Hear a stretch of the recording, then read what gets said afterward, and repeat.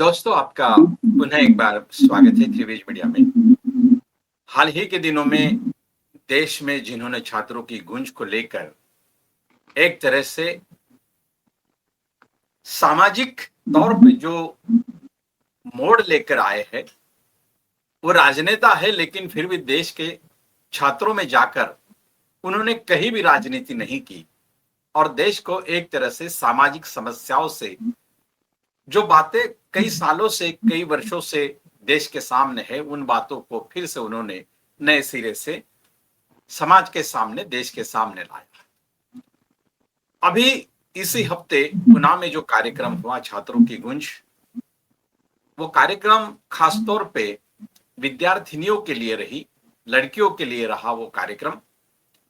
लेकिन इस कार्यक्रम में जिस तरह से उन्होंने एक सामाजिक तौर पे कोई भी राजनीतिक भाष्य न करते हुए सामाजिक तौर पे जो भाष्य कर दिया कि महिला या स्त्री इस देश की, जो कि कभी लड़की होती है, कभी पत्नी होती है, तो कभी मां होती है, लेकिन ये तीनों भी भूमिकाओं में उसको जकड़ के रखा है, जिसका सैद्धांतिक या वैचारिक तौर पे जो समर्थन किया जाता है वो मनुस्मृति से उन्होंने कोट किया। लेकिन केवल इतनी ही बात स्त्रियों के लिए, ये पहचान भले ही स्त्रियों के लिए एक अच्छी बात हो, लेकिन स्त्री का व्यक्तित्व एक स्वतंत्र व्यक्तित्व है और उसकी पहचान बनी रहना चाहिए। इस बात को लेकर जिस तरह से उन्होंने देश में एक माहौल खड़ा कर दिया है, राजनीतिक नेता होकर भी गैर राजनीतिक बातों से जिस तरह से वो देश में छा गए हैं, उन्हीं के इन सब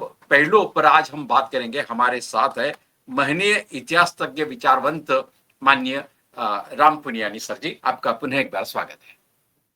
बहुत धन्यवाद सर। मनुस्मृति को लेकर तो इस देश में पहले से ही, जैसे डॉक्टर भीमराव अंबेडकर जी से लेकर जिस तरह से बातें चली, तो समाज मन जो जागरूक हुआ, विचार जागरूक हुआ, तो उसके बाद मनुस्मृति के संदर्भ में एक विचारधारा जो है वो खिलाफ में चलती है। और राहुल गांधी ने पुणे में आकर जो बात कही है, उस बात को अलग नजरे से हटके या उससे आगे बढ़ के हम कैसा देख सकते हैं? देखिए, अपने प्रस्तावना में बहुत अच्छे तरीके से बताया कि राहुल गांधी ने इससे वो चुनावी राजनीति का खेल नहीं खेला। जो सामाजिक परिवर्तन की बातें होती हैं, उन्होंने उस पर जोर दिया। और छात्र आंदोलन में भी जैसे आप देखिए, उनकी पहले जो छात्रों की गूंज कार्यक्रम हुए, बहुत सफल हुए। और उसका मुख्य कारण ये था कि उन्होंने छात्रों की समस्याओं को महत्वपूर्ण तरीके से सामने रखा। अब ये जो पुणे की मीटिंग थी, वो केवल लड़कियों के लिए थी। पहले तो मुझे भी हैरानी हुई कि केवल लड़कियों के लिए क्यों है, पर अभी मैं सोचता हूँ कि ये बहुत अच्छा कदम था, बहुत बेहतरीन कदम था जो राहुल गांधी ने उठाया। और दूसरी बात देखिए कि जब उन्होंने इसकी घोषणा की, तो इसके विरोध में पूरा महाराष्ट्र सरकार खड़ी हो गई। पुणे में कर्फ्यू लगा दिया और अलग अलग अफवाहें फैलाई कि लड़कियों को पैसे दिए जा रहे हैं मीटिंग पर आने के लिए, जो सब झूठ झूठ वो हमेशा जो फैलाते हैं वैसा था। और राहुल ने इसमें जो वक्तव्य दिया, सबसे खास बात यह है कि उन्होंने पहले बोलने के बदले पहले लड़कियों को बोलने को बोला। जो लड़कियां थी, उनकी समस्याएं क्या है, उनको घर में क्या समस्या होती है, रास्ते पे क्या समस्या होती है, शिक्षा में क्या समस्या होती है, हॉस्टल में क्या समस्या होती है, नौकरी में क्या समस्या होती है, ये इतने बेहतरीन तरीके से लड़कियों ने बताया। और राहुल गांधी ने अपना जो वक्तव्य रखा, उसी के आधार पे रखा। देखिए, नॉर्मली तो हमारे नेता लोग क्या करते हैं, आते हैं, भाषण देते हैं, अपनी बात करते हैं, कई बार अपनी बात मन के रेडियो पर भी मन की बात करते हैं। उसमें जनता का, लोगों की समस्याओं का प्रतिनिधित्व नहीं होता। तो पहले तो मैं राहुल की तारीफ इसके लिए करूंगा कि उन्होंने खुद की बात को पहले रखने के बदले लड़कियों की बातों को सुना, और लड़कियों की बातों को सुनने के बाद उन्होंने उसका जो निचोड़ निकाला, निचोड़ यही निकाला कि आपके ऊपर जो बंधन है वो समाज का है, परिवार का है। और वहां से फिर उन्होंने मनुस्मृति की बात की। तो विश्वास कीजिए मेरा, जब वो मनुस्मृति की बात कर रहे थे, मुझे बाबा साहब की याद आ गई। बाबा साहब की याद इस पर इसलिए आई कि बहुत सालों बाद किसी ने बाबा साहब का वो संकल्प इतने अच्छे तरीके से, इतने बड़े पैमाने पर फैलाया। आप देखिए कि जब भी मनुस्मृति की बात होती है, तो आज तक किसी राजनेता ने पब्लिक मंच से इतने असरदार तरीके से, महत्वपूर्ण तरीके से मनुस्मृति के मूल्यों को सामने नहीं रखा। अब खैर, ये तो हम सब जानते हैं कि बाबा साहब जब संघर्षरत थे, तो उनके महाड़ के आंदोलन के दौरान 1927 25 दिसंबर को उनकी उपस्थिति में बाबा साहब बाला साहब या बाबा साहब सहस्त्रबुद्धे ने वो किताब को जलाया, और अंबेडकर जी का ही वो एक पूरा कार्यक्रम था। और क्या क्या सोचा होगा उन्होंने? उन्होंने उस समय यही सोचा होगा कि मैं जो संघर्ष कर रहा हूँ बराबरी के लिए, सबकी समाज में बराबरी के लिए, उसमें सबसे बड़ा रोड़ा कोई है तो मनुस्मृति के विधान है, जो शूद्र और स्त्रियों को दुय्यम दर्जे का स्थान देते हैं, उनको केवल सेवक के रूप में, सेविका के रूप में देखते हैं। जो बाबा साहब का जो एम्बिशन थी कि एक समता मूलक समाज हो, जिसमें दलितों की भी बराबरी हो, औरतों की भी बराबरी हो, और गरीबी अमीरी का जो भेद है, खाई है, वो कम हो। ये उनकी मंशा थी, जिसको मैं सलाम करता हूँ। और अब ये देखिए कि बाबा साहब ने तो ये बात कही, क्योंकि बाबा साहब आजादी के आंदोलन के पैरेलल चल रहे थे, और बाबा साहब के इन बातों का इन्फ्लुएंस, प्रभाव आजादी के आंदोलन पे पड़ा। दूसरी बात ख्याल कीजिए कि उस समय जो स्त्रियां, बाबा साहब ने तो ज्योतिराव फुले को अपना तीसरा गुरु माना। उसका कारण क्या था? कारण सरल था कि ज्योतिराव फुले जी ने सबसे पहले इस बात पर ध्यान दिया, जाति व्यवस्था पर, और स्त्रियों के को जो ट्रीटमेंट देते हैं बहुत खराब, उस पर ध्यान दिया। और उसमें उन्होंने, खैर फुले जी का तो जितना कहा जाए कम है, उन्होंने भी इस दिशा में जो बड़े कदम उठाए, उसकी जितनी तारीफ की कम जाए की जाए कम है। और उसी के चलते उन्होंने लड़कियों का स्कूल खोला, और वो लड़कियों को स्कूल को आगे चलाने के लिए सावित्रीबाई फुले, फातिमा शेख, कितने संघर्ष किए होंगे उन्होंने। आप ये सोचिए, स्कूल में जाती थी, रास्ते में उन पे कीचड़, गोबर, पत्थर फेंकते थे, कहते थे आप तो हमारे धर्म के खिलाफ हो। देखिए, अब स्त्रियों के अधिकारों को रोकना है तो धर्म को बीच में ले आए। धर्म के आवरण में स्त्रियों के अधिकारों को रोकने की बात वहां से शुरू हुई, और भारत में जो स्त्रियों की बराबरी का आंदोलन शुरू हुआ, वो उसी दौरान शुरू हुआ। बाबा साहब के आते आते भी आधे रास्ते में ही था, अभी भी आधे रास्ते में है। तो बाबा साहब ने उसको देखकर ये मनुस्मृति के बारे में कहा, और उसी समय देखिए, जो लोग आजादी के आंदोलन का विरोध कर रहे थे, साइड में खड़े थे, इनके बात नहीं कर रहे थे, उन्होंने अपनी किताबों में मनुस्मृति का गुणगान किया। तो ये जो आरएसएस है, इसके दूसरे सरसंघ चालक माधव सदाशिव गोलवलकर, वो तो लिखते हैं भारतीय संस्कृति इतनी महान है कि इसमें मनुस्मृति जैसी किताब थी, जिसको देखकर दुनिया के लोग आश्चर्य से दांतों में उंगली दबाते हैं। वो खैर, खुद को महात्मा कहना तो बहुत आसान होता है, पर मनुस्मृति ने जो मूल्य दिए, वो हमारे लोकतांत्रिक मूल्यों के पूरी तौर से विरोध में है। तो ये दो संघर्ष चले। एक तरफ से बाबा साहब का अभियान, जिसको राष्ट्रीय आंदोलन ने स्वीकार किया कि मनुस्मृति के मूल्यों को समाप्त करना है, और लोकतंत्र के मूल्य, स्वतंत्रता, समता, बंधुता के मूल्यों को लाना है। तो यही बाबा साहब। अब मैं ये बड़ा आश्चर्य भी देखता हूँ, बाबा साहब ने एक तरफ मनुस्मृति का दहन किया, और दूसरी तरफ भारतीय संविधान की ड्राफ्टिंग कमेटी की अध्यक्षता की। बहुत महत्वपूर्ण बात है। और दूसरी तरफ जो आरएसएस के लोग थे, मनुस्मृति का गुणगान और भारतीय संविधान को विदेशी कहना। तो अगर भारत में कोई अंतर विरोध है, तो एक तरफ बाबा साहब और दूसरी तरफ आरएसएस। ये सबसे बड़ा अंतर विरोध मुझे देखने में मिलता है। लेकिन मैं ये इस संदर्भ में ये पूछना चाहता हूँ कि जब भारतीय महिला जो है, राजनीति में इनको प्रलोभन दिया जा रहा है, जैसे कि लाडली बहना है, अन्य राज्यों में भी, हालांकि कांग्रेस ने भी कर्नाटक को राज्य में वो किया। ऐसे वक्त जहां महिला केवल प्रलोभन को लेकर अपना वोट इस्तेमाल कर रही उस राजनीतिक दल को, ऐसे समय में राहुल जी ने इस जेनजी महिलाओं को क्या विचारधारा और तात्विक विचारधारा पर लाने की कोशिश इस प्रसंग से की है, ऐसा अनुमान हम निकाल सकते हैं क्या?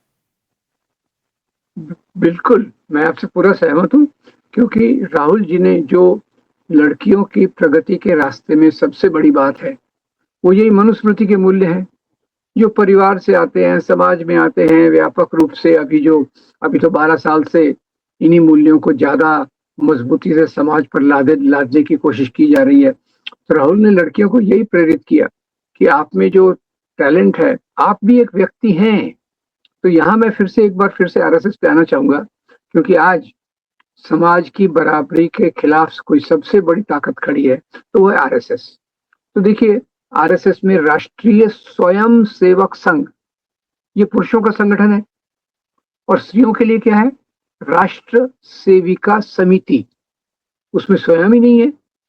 तो जो राहुल जी बात कर रहे थे कि आपका स्वयं है, आप केवल आप किसी की पत्नी हो, किसी की बेटी हो, किसी की माँ हो, पर आप स्वयं भी हैं। तो ये आप अपने स्वयं को सामने लाइए और अपना जो इंडिविजुअलिटी है, उसके आधार पे समाज में कदम रखिए। ये उन्होंने एक बहुत महत्वपूर्ण बात की, जो मेरे ख्याल से समाज में इसकी गूंज दूर दूर तक लड़कियों में, महिलाओं में जाएगी, जो उनको प्रेरित करेगी कि वो अपनी आकांक्षाओं को उड़ान देने के लिए कदम उठाएं, स्वतंत्रता से जो भारतीय समाज है उसमें योगदान देने की पूरी पूरी कोशिश करें। लेकिन राहुल जी ने जिस तरह से मनुस्मृति का विषय उठाया है, ऐसा कहा जाता है कि राजनीतिक दलों में, चाहे वो भाजपा हो या कांग्रेस हो, इनमें सांस्कृतिक अंतर नहीं है, लेकिन जिस तरह से राहुल गांधी ने इस विषय को पुणे में उठाया, तो उससे लगता है कि कहीं वो राजनीति में भी एक सांस्कृतिक भूचाल लाने को जा रहे हैं या उसकी कोशिश कर रहे हैं, और इसका विरोध हो सकता है कि उनके दल में ही अंतर विरोध के तौर पे उभर कर आ सकता है।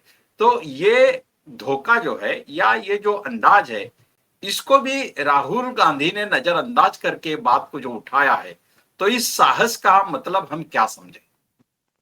देखिए, राहुल गांधी पिछले कई सालों से ये कोशिश कर रहे हैं कि कांग्रेस पार्टी के अंदर जो घुसपैठ की गई है दूसरी विचारधाराओं द्वारा, उसका मुकाबला करें।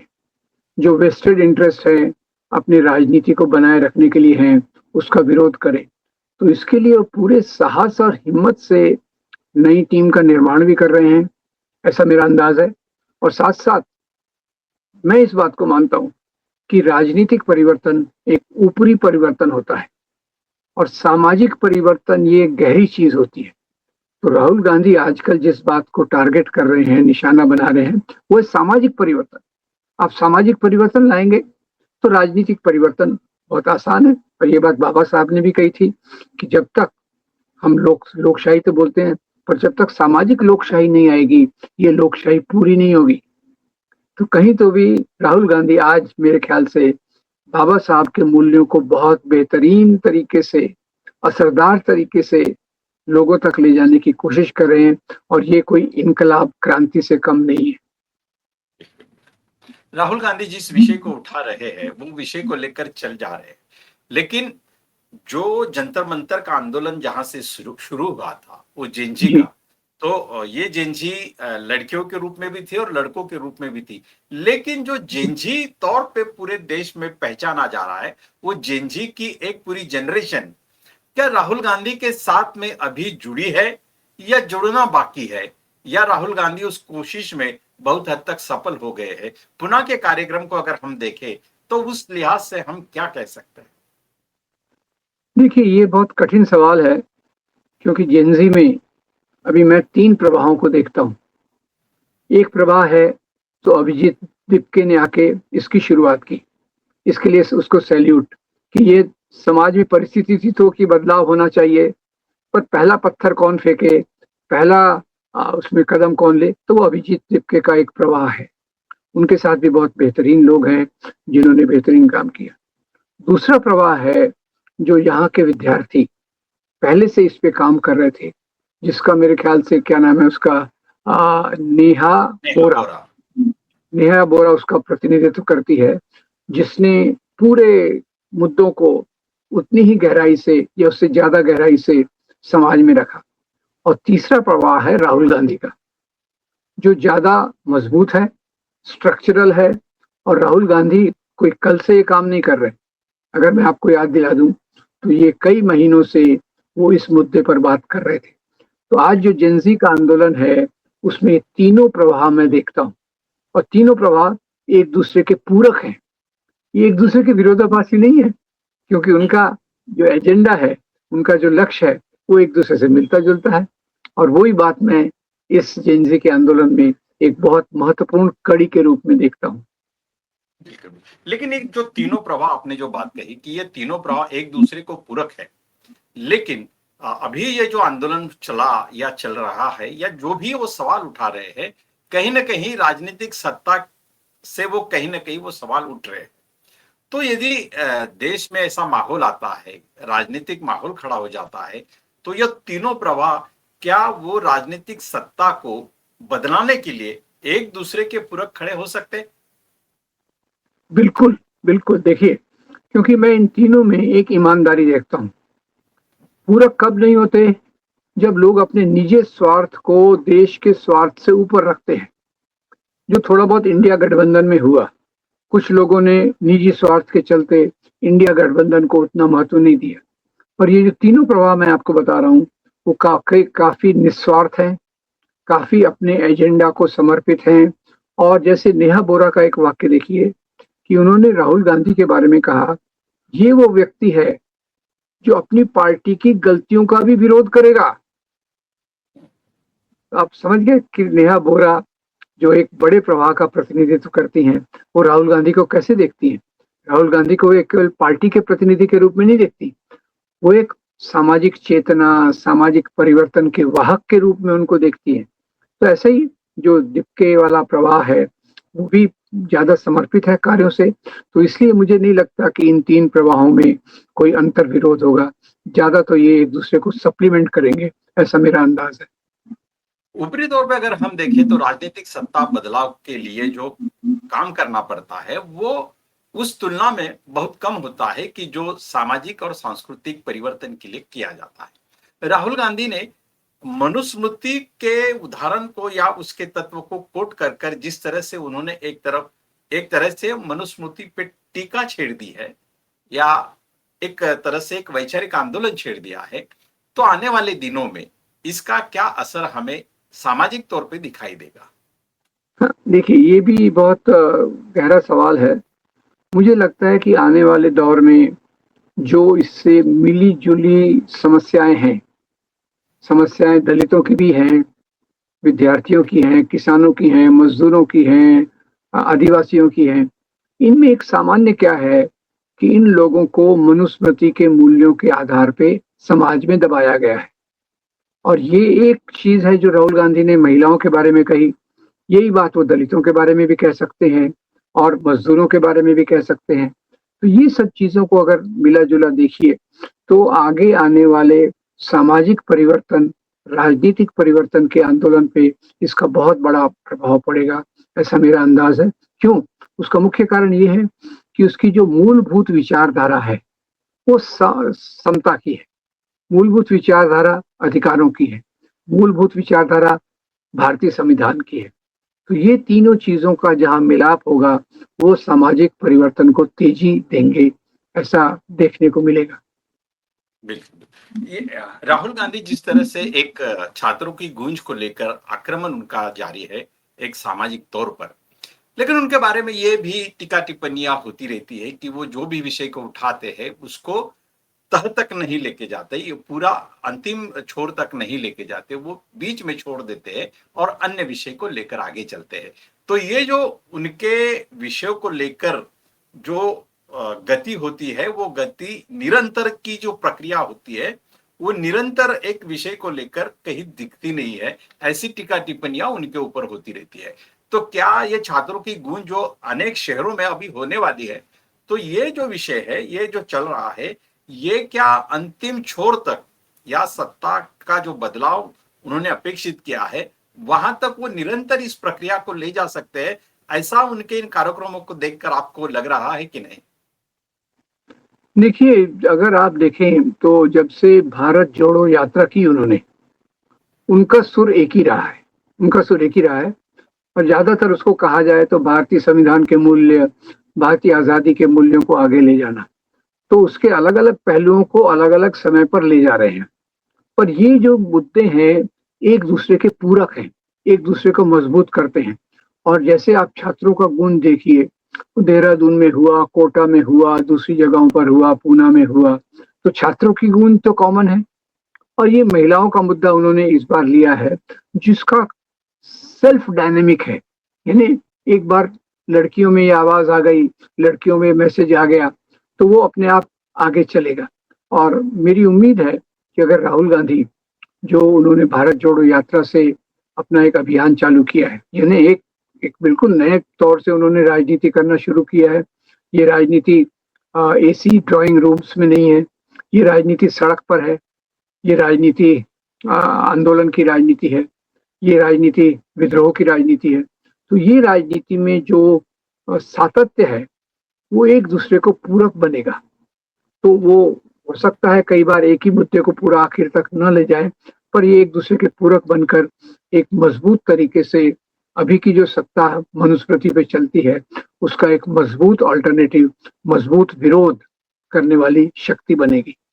बिल्कुल। राहुल गांधी ने जिस तरह से मनुस्मृति का विषय उठाया है, तो वो कांग्रेस के अंदर पहले ही ऐसे विषय को उठाने वाले वो पहले व्यक्ति है क्या इसकी लिगेसी कांग्रेस में रही है, और उस लिगेसी को वो उन्होंने आज पुना के कार्यक्रम में एक संदर्भित किया है। ऐसा कोई इतिहास हमें दिखाई देता है?